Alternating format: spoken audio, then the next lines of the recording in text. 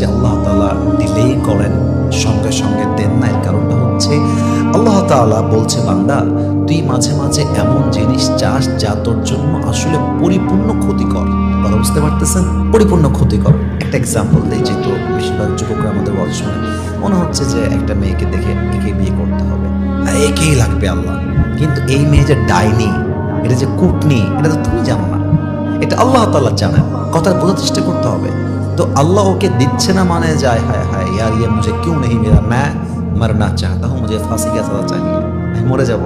এই একটা ভিডিও শুনে দেখছিলাম যে मैं इसका पति हूँ और ये मेरा पत्नी है और मुझे सिर्फ फांसी का सजा चाहिए, মানে এর স্বামী কেন, আমি আমার খালি ফাঁসি লাগবে, আমি মরতে চাই, मुझे फांसी का सजा चाहिए। তো প্রিয় ভাইরা আমার, এই বউটা ওই লেভেলের হবে। বিয়ে করার পরে বলবা যে আল্লাহ মুঝে বাস ফাঁসি কা সাজা চাই, আমি ফাঁসি চাই আল্লাহ, আমার কিচ্ছু লাগবে না। তো আল্লাহ বলছে, বান্দা তুই ক্ষতিকর জিনিস চাচ্ছিস যার তোর জন্য কোনোভাবেই লাভ নাই, আমি আল্লাহ দিচ্ছি না। কারণ কি? কারণ আমি তোর ভালো চাইছি। ভালো পড়বেন না আপনারা সবাই?